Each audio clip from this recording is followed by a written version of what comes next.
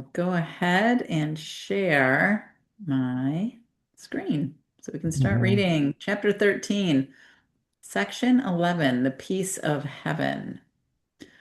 Forgetfulness and sleep, and even death, become the ego's best advice for dealing with the perceived and harsh intrusion of guilt on peace. Yet no one sees himself in conflict and ravaged by a cruel war unless he believes that both opponents in the war are real. Believing this, he must escape, for such a war would surely end his peace of mind and so destroy him. Yet, if he could but realize the war is between real and unreal powers, he could look upon himself and see his freedom, ravaged and torn in endless battles, if he himself perceives them as holy without meaning. God would not have his son embattled, and so his son's imagined enemy is totally unreal.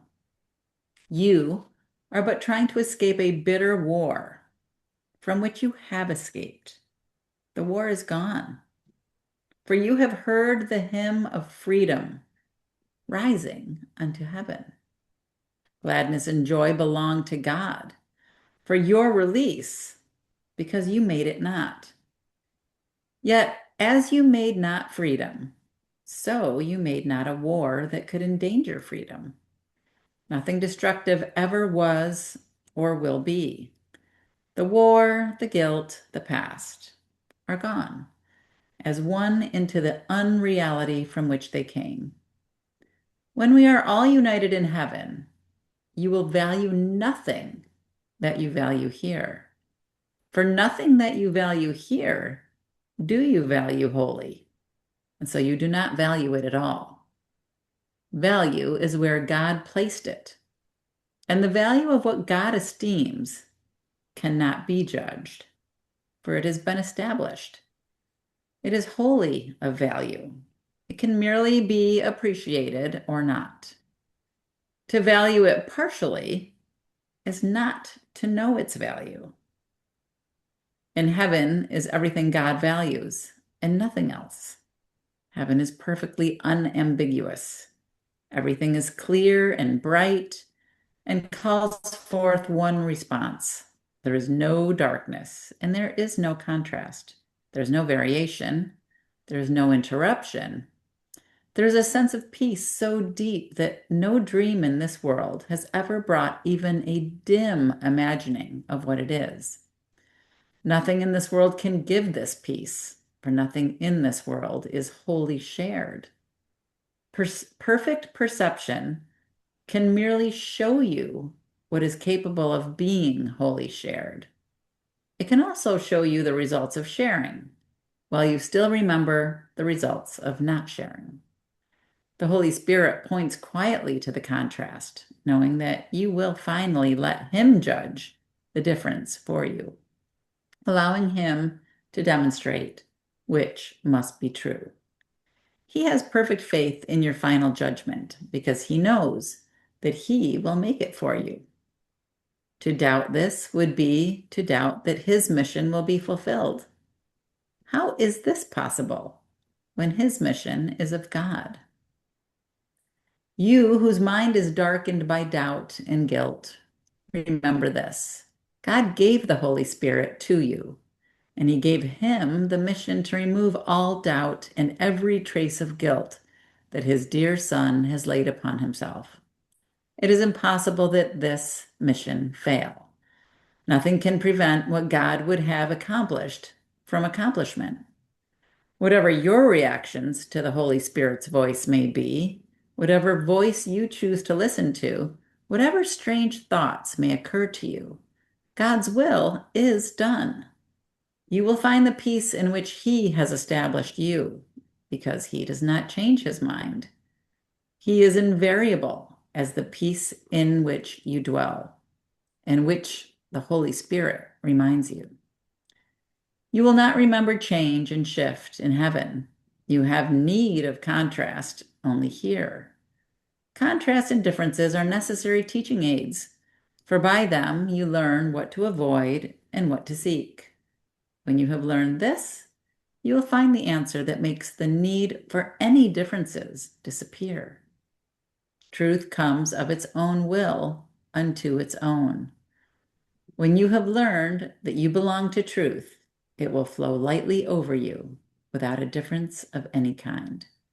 For you will need no contrast to help you realize that this is what you want, and only this. Fear not, the Holy Spirit will fail in what your Father has given him to do. The will of God can fail in nothing. Have faith in only this one thing, and it will be sufficient. God wills you be in heaven, and nothing can keep you from it or it from you. Your wildest misperceptions, your weird imaginings, your blackest nightmares all mean nothing. They will not prevail against the peace of God. They will not prevail against the peace God wills for you. The Holy Spirit will restore your sanity because insanity is not the will of God. If that suffices Him, it is enough for you. You will not keep what God would have removed because it breaks communication with you, with whom He would communicate. His voice will be heard. The communication link that God Himself placed within you, joining your mind with His, cannot be broken. You may believe you want it broken, and this belief does interfere with the deep peace in which the sweet and constant communication God would share with you is known. Yet His channels of reaching out cannot be wholly closed and separated from Him. Peace will be yours because His peace still flows to you from Him whose will is peace. You have it now. The Holy Spirit will teach you how to use it. And by extending it, to learn that it is in you. God willed you heaven. And the Holy Spirit knows only of His will. There is no chance that heaven will not be yours, for God is sure, and what He wills is as sure as He is. You will learn salvation because you will learn how to save. It will not be possible to exempt yourself from what the Holy Spirit wants to teach you. Salvation is as sure as God. His certainty suffices. Learning that even the darkest nightmare that disturbs the mind of God's sleeping Son holds no power over him, he will learn the lesson of awakening. God watches over him, and light surrounds him. Can God's Son lose himself in dreams when God has placed within him the glad call to waken and be glad? He cannot separate himself from what is in him. His sleep will not withstand the call to wake. The mission of redemption will be fulfilled as surely as the creation will remain unchanged throughout eternity. You do not have to know that heaven is yours to make it so. It is so. Yet, to know it, the will of God must be accepted as your will. The Holy Spirit will undo for you everything you have learned that teaches that what is not true must be reconciled with truth. This is the reconciliation the ego would substitute for your reconciliation to sanity and to peace. The Holy Spirit has a very different kind of reconciliation in His mind for you, and one He will effect as surely as the ego will not affect what it attempts. Failure is of the ego, not of God. From Him you cannot wander. And there is no possibility that the plan the Holy Spirit offers to everyone for the salvation of everyone will not be perfectly accomplished. You will be released, and you will not remember anything you made that was not created for you and by you in return. For how can you remember what was never true, or not remember what had always been? It is this reconciliation with truth, and only truth, in which the peace of heaven lies. Mm,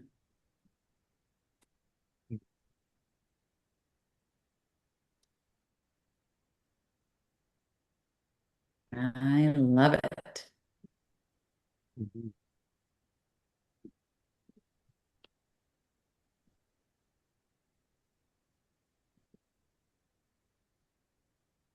Any thoughts come up for anybody? Hi, Cynthia. I just want to welcome you here today. Hello, everyone.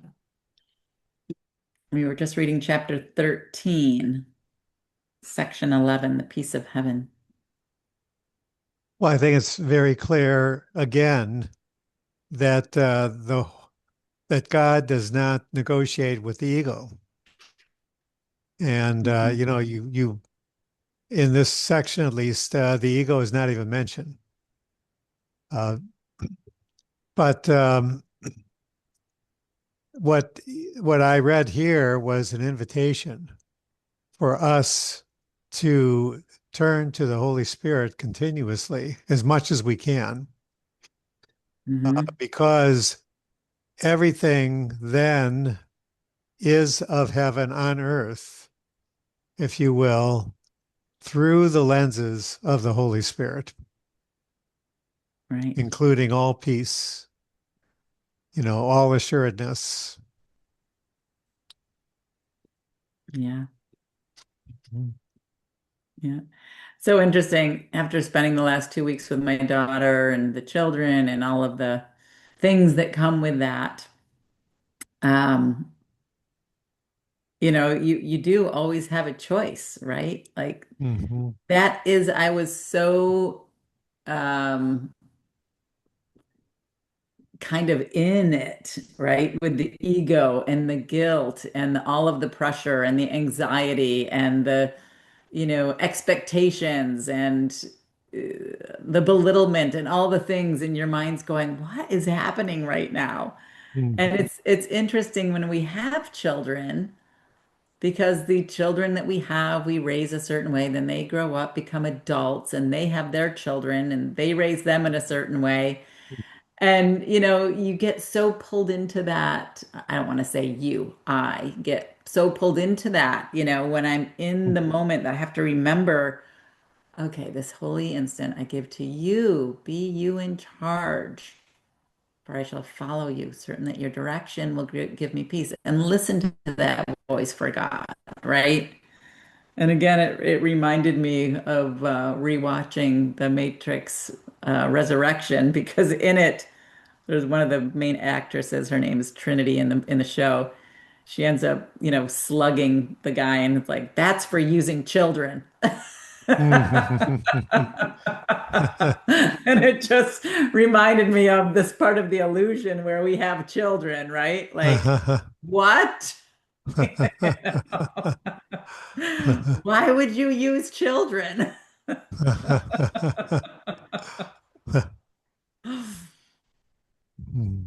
So, yeah, interesting, really interesting.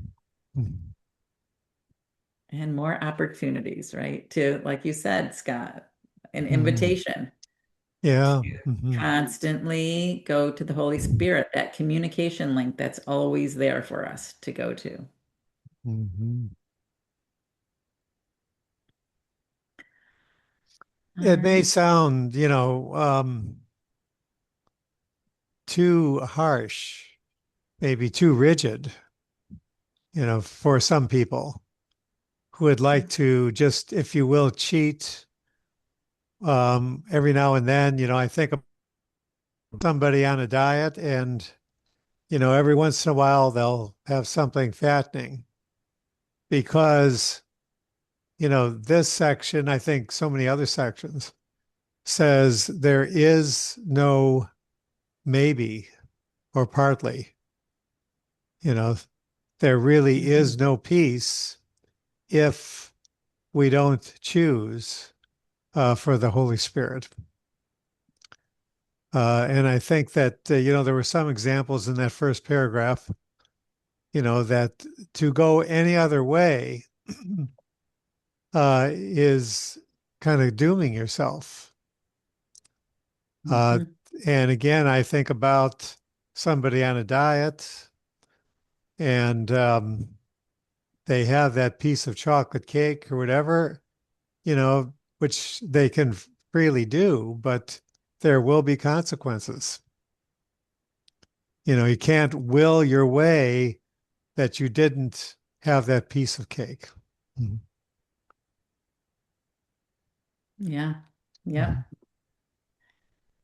Exactly. And I think it says it right in the first paragraph. Believing this, he must escape, for such a war would surely end his peace of mind and so destroy him.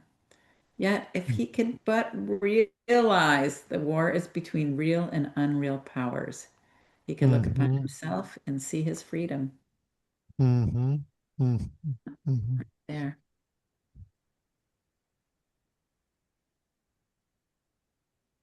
Right there.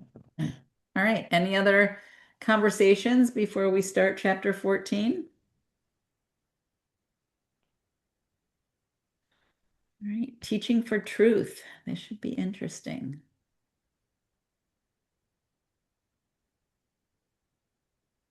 Chapter 14, Teaching for Truth. Introduction. Yes, you are blessed indeed. Yet in this world, you do not know it. But you have the means for learning it and seeing it quite clearly. The Holy Spirit uses logic as easily and as well as does the ego, except that his conclusions are not insane. They take a direction exactly opposite, pointing as clearly to heaven as the ego points to darkness and to death. We have followed much of the ego's logic and have seen its logical conclusions. And having seen them in illusions, for there alone their seeming clearness seems to be clearly seen. Let us now turn away from them and follow the simple logic by which the Holy Spirit teaches the simple conclusions that speak for truth and only truth. All right, getting ready to use the simple logic that speaks for truth and only truth. Any discussions before we start? All right, let's get back in.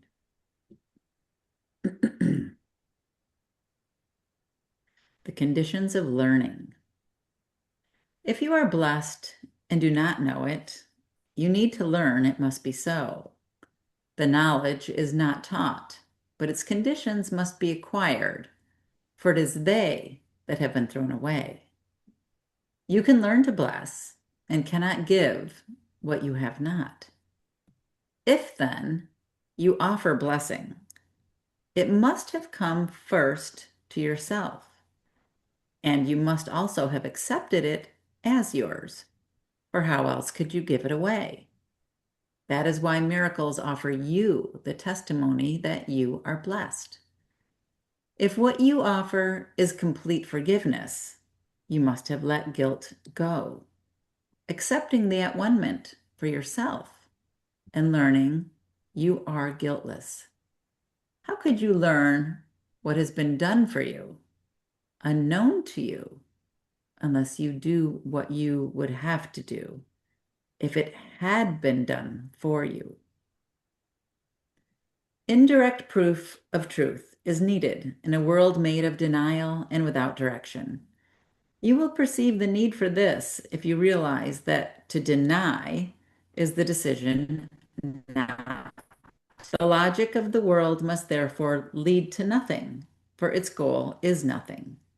If you decide to have and give and be nothing except a dream, you must direct your thoughts unto oblivion. And if you have and give and are everything, and all this has been denied, your thought system is closed off and wholly separated from the truth. This is an insane world, and do not underestimate the extent of its insanity. There is no area of your perception that it has not touched, and your dream is sacred to you. That is why God placed the Holy Spirit in you, where you place the dream. Seeing is always outward, where your thoughts wholly of you, the thought system you made would be forever dark. The thoughts the mind of God's Son projects or extends have all the power that he gives to them. The thoughts he shares with God are beyond his belief, but those he made are his beliefs. And it is these, and not the truth, that he has chosen to defend and love. They will not be taken from him, but they can be given up by him, for the source of their undoing is in him. There is nothing in the world to teach him that the logic of the world is totally insane and leads to nothing. Yet in him who made this insane logic, there is one who knows it leads to nothing, for he knows everything. Any direction that would lead you where the Holy Spirit leads you not goes nowhere. Anything you deny that he knows to be true, you have denied yourself. And he must therefore teach you not to deny it. Undoing is indirect, as doing is. You were created only to create, neither to see nor do. These are but indirect expressions of the will to live, which has been blocked by the capricious and unholy whim of death and murder that your Father does not share with you. You have set yourself the task of sharing what cannot be shared. And while you think it possible to learn to do this, you will not believe all that is possible to learn to do. The Holy Spirit, therefore, must begin his teaching by showing you what you can never learn. His message is not indirect, but he must introduce the simple truth into a thought system which has become so twisted and so complex you cannot see that it means nothing. He merely looks at its foundation and dismisses it. But you, who cannot undo what you have made, nor escape the heavy burden of its dullness that lies upon your mind, cannot see through it. It deceives you because you chose to deceive yourself. Those who choose to be deceived will merely attack direct approaches because they seem to encroach upon deception and strike at it. All right. We're being prepared to let go of our illusions.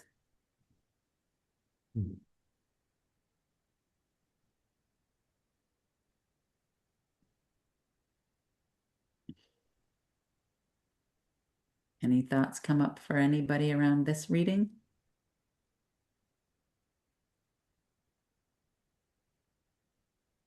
Seems Well, very direct. again, again, emphasizing that we cannot be taught peace, but we can open ourselves up to the awareness that Mhm. peace exists. Yeah. I was just talking in another group about how when you change your thoughts around what wholeness is and what separation is, and you allow yourself to remember that everything is a whole thing, and therefore, even if that whole mirror were to shatter, your experience of that shattering changes, because in separation, you've now gone from a whole mirror which you appreciate to shattered shards, which you then don't appreciate because you miss the wholeness. When you recognize that everything is whole and that mirror shatters, you now are fascinated by all the different shapes and the way they refract the light and etc. So they are not separate at all from the whole. You are just able to see from a new perspective how all the things integrate and support each other to become a whole. So once you carry that into your daily life, into your thoughts, you are no longer separate. You understand that you are supported by that whole, and your individuation is in its perfection because it is the exact puzzle piece that is needed to fulfill and support and to continue the integrity of the wholeness. But you're just able to look through a new lens and see it and experience it and explore it in its diversity. And that changes everything. Yes. Good way to put that. When you were talking, I was thinking of fractals. Fractals that are made of fractals that are made of fractals. Mm-hmm. Right. Okay. Shall we keep going?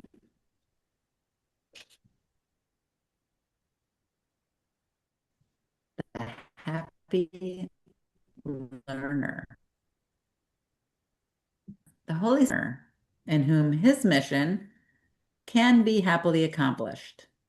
You who are steadfastly devoted to misery must first recognize that you are miserable and not happy.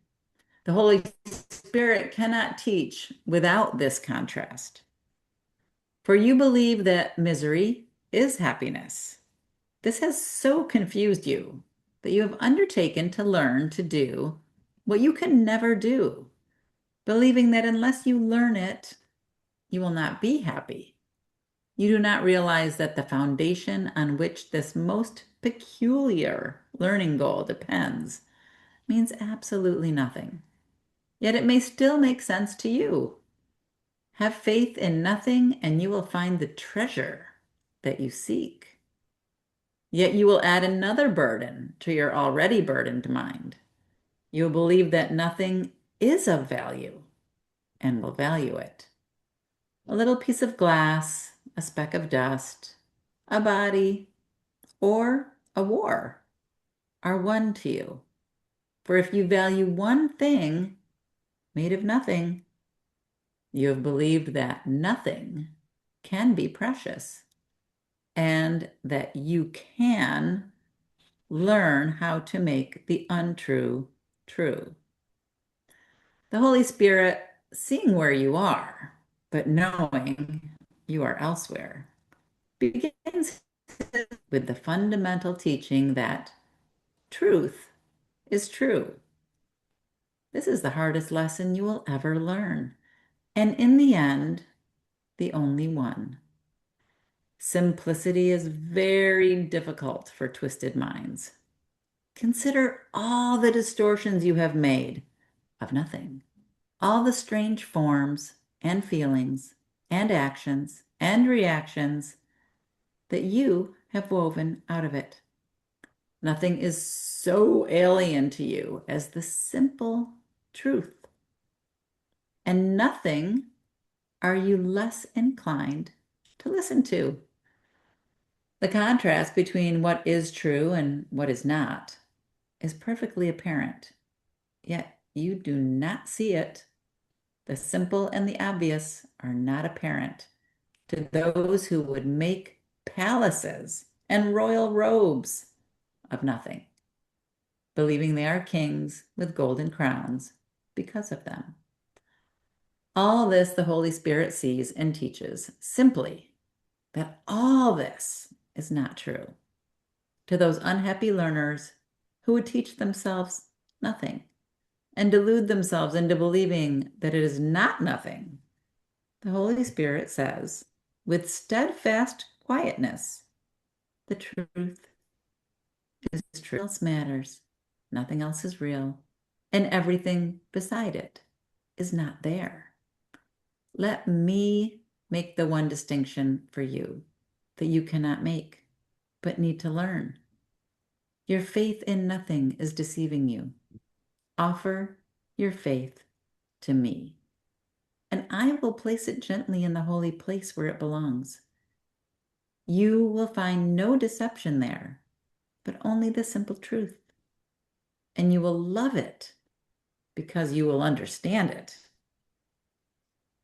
Like you, the Holy Spirit did not make the truth. Like God, He knows it to be true. Of truth into the darkness and lets it shine on you. And as it shines, your brothers see it. And realizing that this light is not what you have made, they see in you more than you see.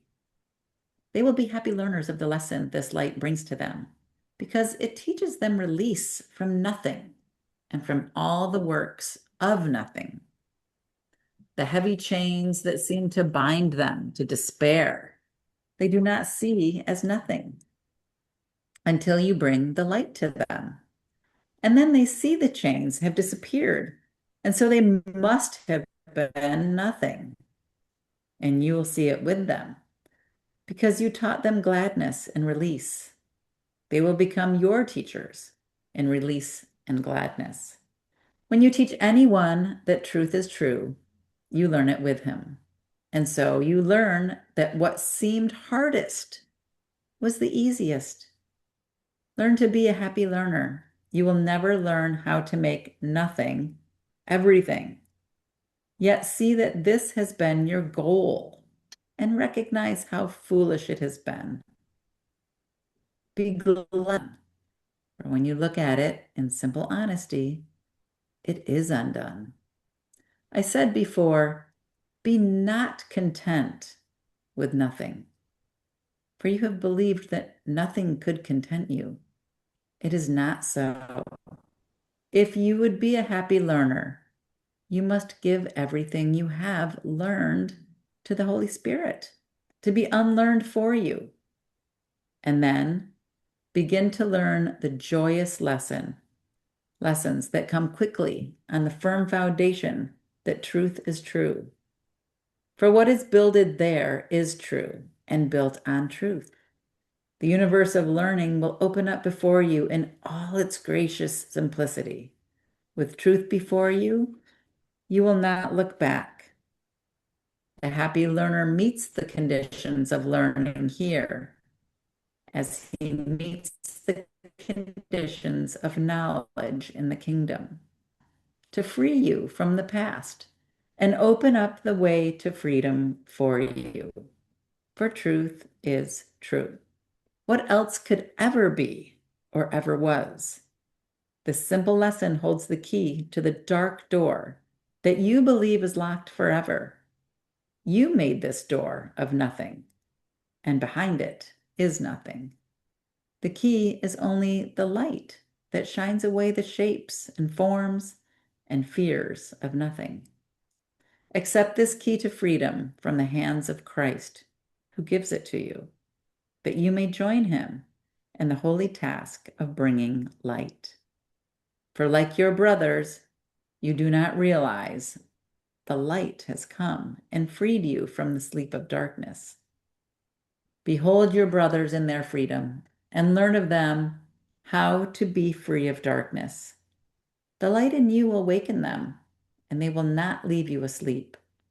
The vision of Christ is given the very instant that it is perceived, where everything is clear. It is all holy. The quietness of its simplicity is so compelling that you will realize it is impossible to deny the simple truth, for there is nothing else. God is everywhere, and his Son is in him with everything. Can he sing the dirge of sorrow, and this is true? Hmm. Wow, I Yes. love the fact that over and over and over again it uses the word simple, simplicity. It basically says God reveals that to you when you allow God to be your truth. And Yes. that, for me, is recognizing the all in all, recognizing that wholeness. Once you do, then you can relax and enjoy all the things that make up that wholeness without trying to micromanage them. And we say, oh, okay, I got that. I gave that up to God. And now in the next situation, it's like, I have to figure this out. I have to climb a ladder to get to God, and I'm going to carry this with me and then show it to God. It's like we don't have to do that. And this paragraph, this reading says that over and over and over again. Just release that thought of separation, and then everything else offers relaxation, offers peace to you for you to choose whether you're going to accept it or not, allow it to be your new way of operating. And then you can experience life as a grand movie, if you will. You don't have to be in a situation that actually is frightening to the core.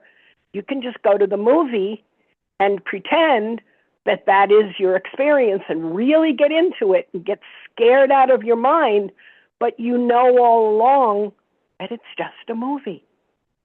And you can, change that experience of fear back into calm, if you will, anytime you want.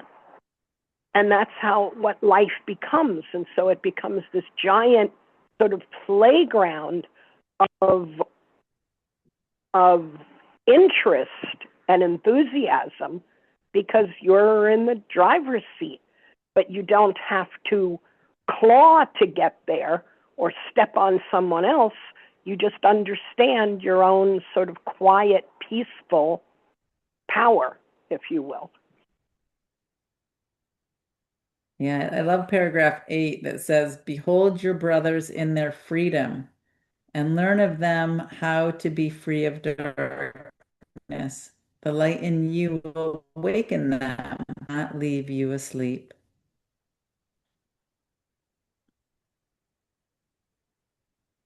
Yeah, I like that word of freedom versus power because we tend to distort the word power, and it's not the way I mean it, but freedom is a better choice of words. So Right. thank you. Yeah, I like that too. Beautiful. Any other thoughts about this before we continue? Ooh, next one's long.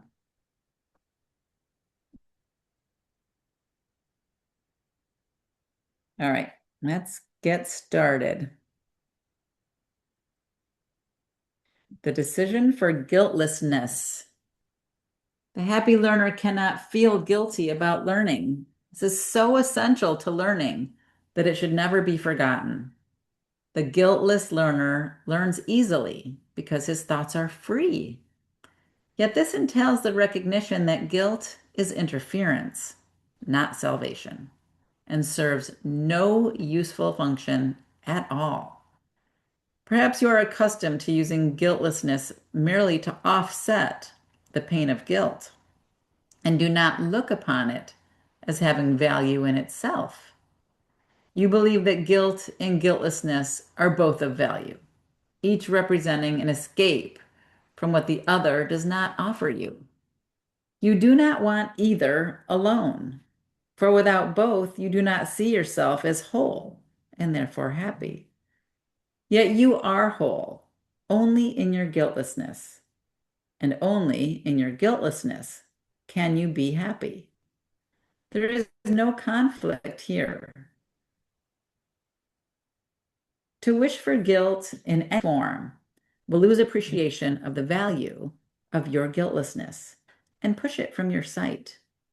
There is no compromise that you can make with guilt and escape the pain that only guiltlessness allays. Learning is living here, as creating is being in heaven. Whenever the pain of guilt seems to attract you, remember that if you yield to it, you're deciding against your happiness and will not learn how to be happy. Say, therefore, to yourself, gently, but with the conviction born of the love of God and of his Son, what I experience, I will make manifest. If I am guiltless, I have nothing to fear. I choose to testify to my acceptance of the at-one-ment, not to its rejection. I would accept my guiltlessness by making it manifest and sharing it. Let me bring peace to God's Son from his Father. Each day, each hour and minute, even each second, you're deciding between the crucifixion and the resurrection, between the ego and the Holy Spirit. The ego is the choice for guilt. The Holy Spirit, the choice for guiltlessness. The power of decision is all that is yours. What you can decide between is fixed because there are no alternatives except truth and illusion. And there is no overlap between them because they are opposites which cannot be reconciled and cannot both be true. Guilty or guiltless, bound or free, unhappy or happy.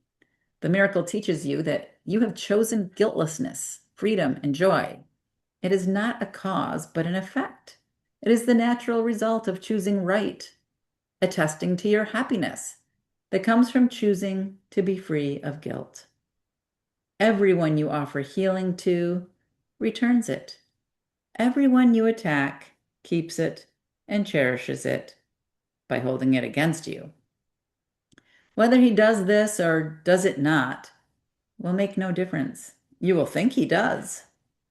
It is impossible to offer what you do not want without this penalty. The cost of giving is receiving.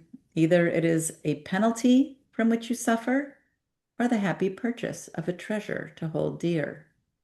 No penalty is ever asked of God's Son except by himself and of himself.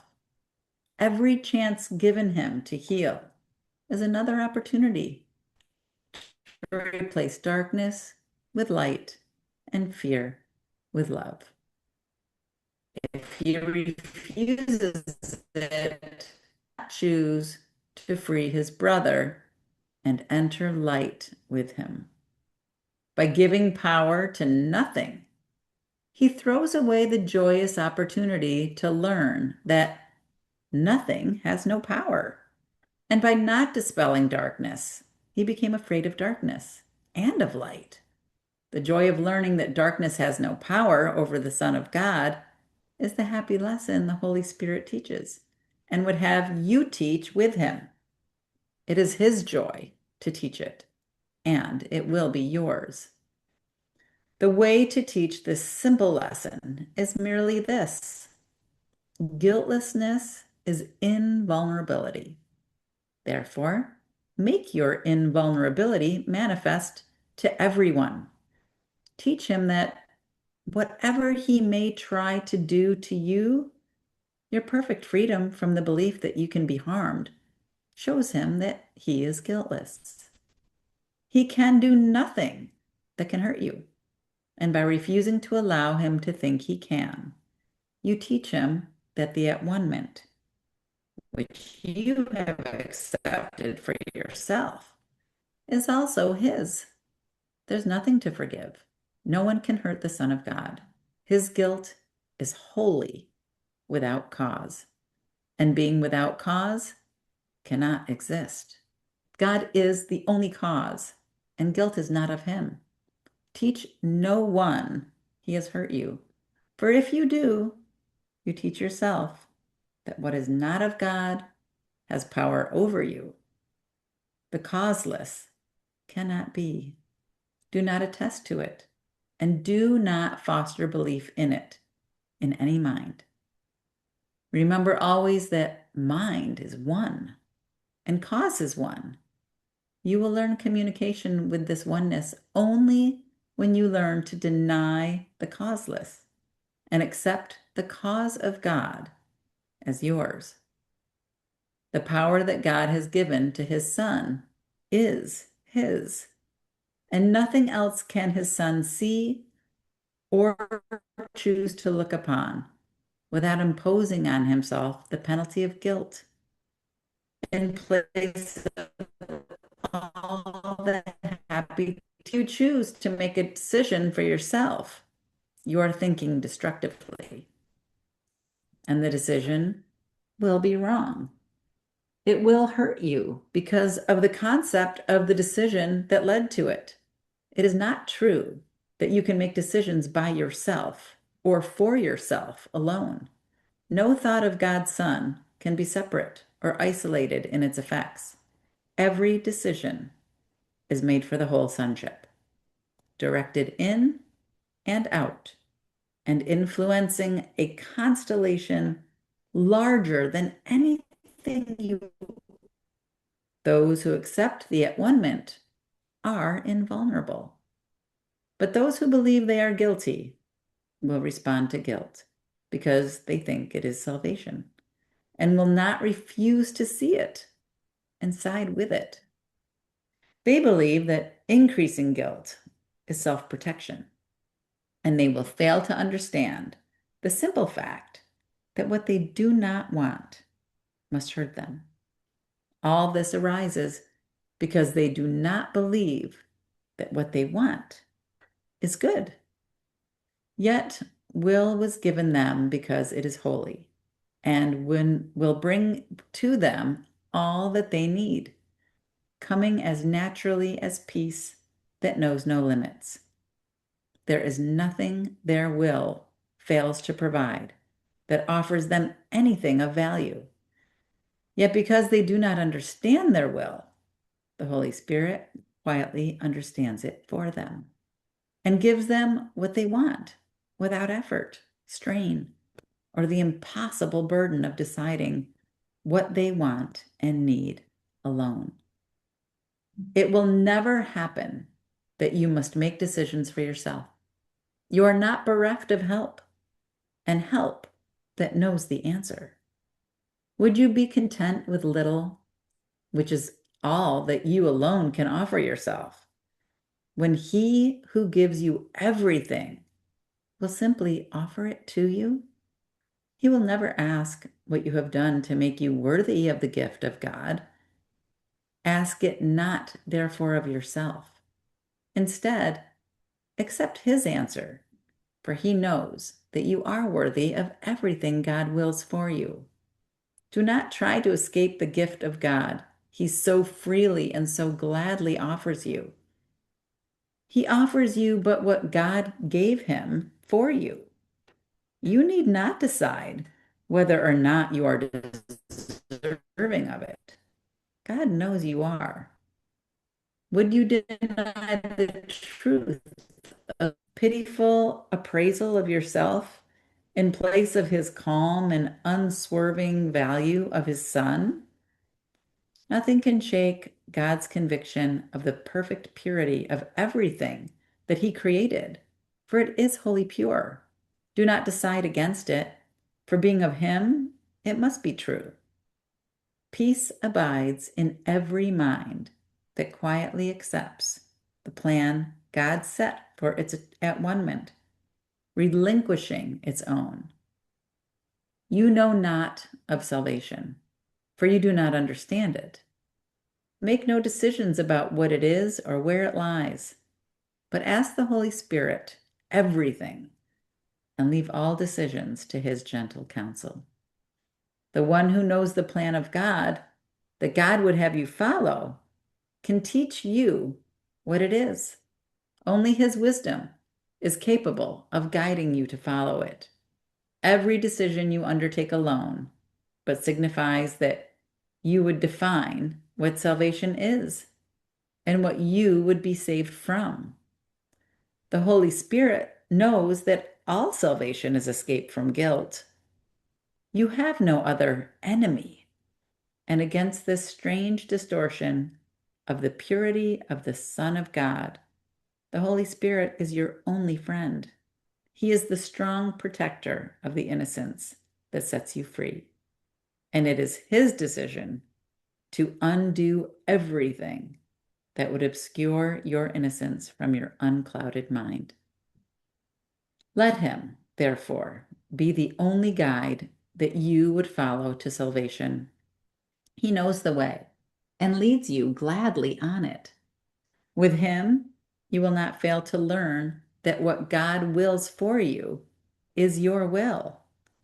Without his guidance, you will think you know alone and will decide against your peace as surely as you decided that salvation lay in you alone. Salvation is of him to whom God gave it for you. He has not forgotten it, and he will make every decision for you, for your salvation and the peace of God in you. Seek not to appraise the worth of God's Son, whom he created holy, for to do so is to evaluate his Father and judge against him. And you will feel guilty for this imagined crime, which no one in this world or heaven could possibly commit. The Holy Spirit teaches only that the sin of self-replacement on the throne of God is not a source of guilt. What cannot happen can have no effects to fear. Be quiet in your faith in him who loves you and would lead you out of insanity. Madness may be your choice, but not your reality. Never forget the love of God, who has remembered you, for it is quite impossible that he could ever let his Son drop from the loving mind wherein he was created and where his abode was fixed in perfect peace forever. Say to the Holy Spirit only, "Decide for me," and it is done. For his decisions are reflections of what God knows about you. And in this light, error of any kind becomes impossible. Why would you struggle so frantically to anticipate all you cannot know, when all knowledge lies behind every decision the Holy Spirit makes for you? Learn of his wisdom and his love, and teach his answer to everyone who struggles in the dark, for you decide for them and for yourself. How gracious it is to decide all things through him, whose equal love is given equally to all alike. He leaves you no one outside you, and so he gives you what is yours, because your Father would have you share it with him. In everything, be led by him, and do not reconsider. Trust him to answer quickly, surely, and with love for everyone who will be touched in any way by the decision, and everyone will be. Would you take unto yourself the sole responsibility for deciding what can bring only good to everyone? Would you know this? You taught yourself the most unfair or unnatural habit of not communicating with your Creator. Yet you remain in close communication with him and with everything that is within him, as it is within yourself.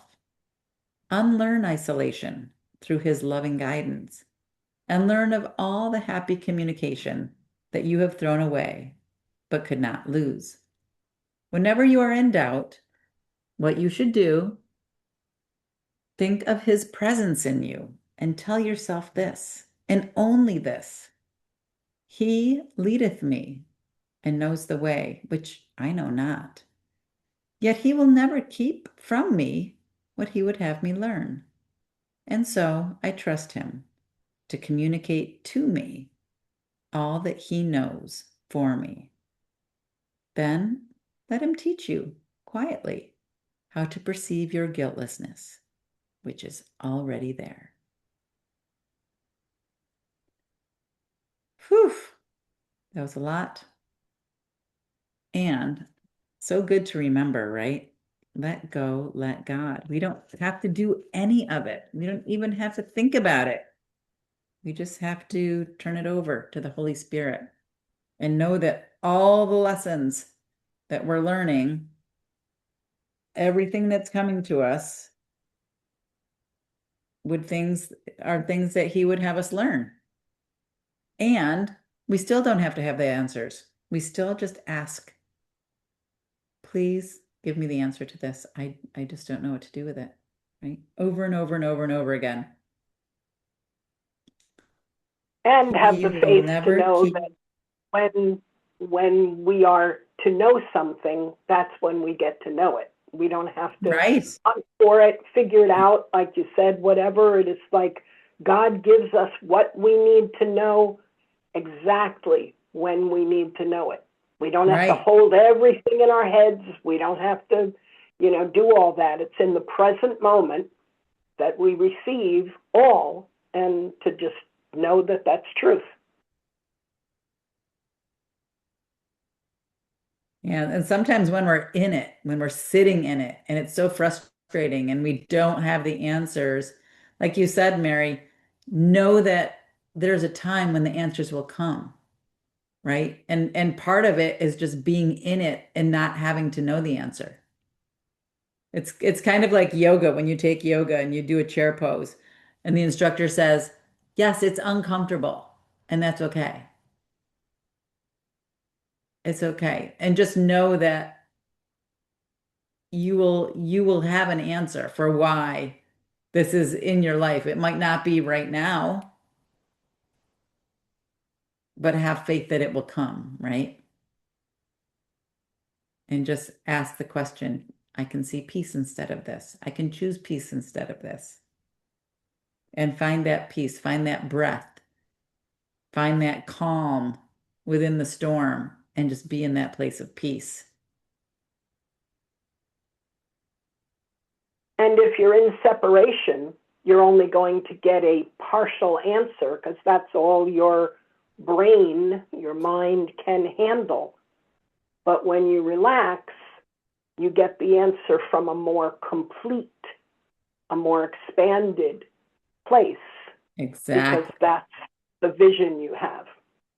Because when you're relaxed, you can actually hear the voice of God.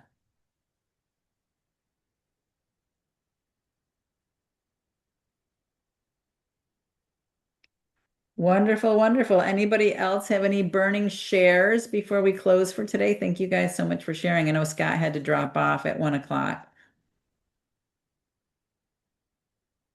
but this was good. I really enjoyed this section.